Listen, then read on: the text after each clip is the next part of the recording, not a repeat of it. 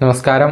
Raf talks ഫുട്ബോളിലേക്ക് ഏവർക്കും സ്വാഗതം. ഇന്നലെ ലീഗ് 1-ൽ നടന്ന മത്സരത്തിൽ വിജയം നേടാൻ ഫ്രഞ്ച് വമ്പന്മാരായ PSG-ക്ക് സാധിച്ചിട്ടുണ്ട്.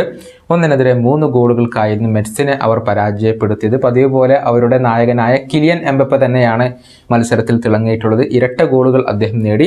ശേഷിച്ച ഗോൾ പോർച്ചുഗീസ് സൂപ്പർ താരമായ വിറ്റിഞ്ഞയുടെ വകയായിരുന്നു. ഈ മത്സരത്തിൽ ഒരു അപൂർവ കാര്യം സംഭവിച്ചിട്ടുണ്ട്. അതായത് കിലിയൻ എംബപ്പയുടെ സഹോദരനായ ഏദൻ എംബപ്പെ PSG-ക്ക് വേണ്ടിയുള്ള അരങ്ങേറ്റം നടത്തുകയായിരുന്നു. നേരത്തെ PSG-ക്ക് വേണ്ടി അദ്ദേഹം കളിച്ചിട്ടുണ്ട്, പക്ഷെ അതൊന്നും ഒഫീഷ്യൽ മത്സരങ്ങളായിരുന്നില്ല.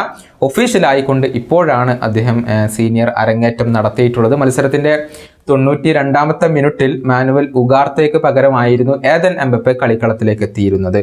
16 വയസ്സ് മാത്രമുള്ള താരം ഇപ്പോൾ സീനിയർ അരങ്ങേറ്റമാണ് നടത്തിയിട്ടുള്ളത്. 2017-ലായിരുന്നു ഏദൻ എംബപ്പെ PSG-യുടെ യൂത്ത് ടീമിൽ എത്തിയിരുന്നത്. PSG-യുടെ അണ്ടർ-19 ടീമിന്റെ നിർണായക താരമാണ് ഇപ്പോൾ ഏദൻ എംബപ്പെ.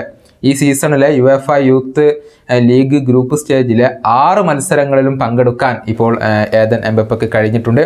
ഏതായാലും സീനിയർ ടീമിൽ കൂടുതൽ അവസരങ്ങൾ അദ്ദേഹത്തിന് ലഭിക്കുമെന്ന് തന്നെയാണ് കിലിയൻ എംബപ്പയുടെ സഹോദരൻ ഇപ്പോൾ പ്രതീക്ഷിക്കുന്നത്. ഫ്രഞ്ച് ലീഗിൽ തകർപ്പൻ പ്രകടനമാണ് PSG ഇപ്പോൾ നടത്തിക്കൊണ്ടിരിക്കുന്നത്. ലീഗിൽ കഴിഞ്ഞ 8 മത്സരങ്ങളിൽ നിന്ന് ഒരു പരാജയം പോലും അവർക്ക് ഏൽക്കേണ്ടി വന്നിട്ടില്ല. നിലവിൽ പോയിന്റ് പട്ടികയിൽ PSG തന്നെയാണ് 1-ാം സ്ഥാനത്ത് തുടരുന്നത്. 2-ാം സ്ഥാനത്തുള്ള നീസിനേക്കാൾ 5 പോയിന്റിന്റെ വ്യക്തമായ ലീഡ് ഇപ്പോൾ അവർക്കുണ്ട്. ഇനി അടുത്ത സൂപ്പർ കപ്പ് മത്സരത്തിൽ ടുളൂസയാണ് അവരുടെ എതിരാളികൾ. ഈ വീഡിയോയുടെ അവസാനിപ്പിക്കുന്നു. വീണ്ടും കാണാം.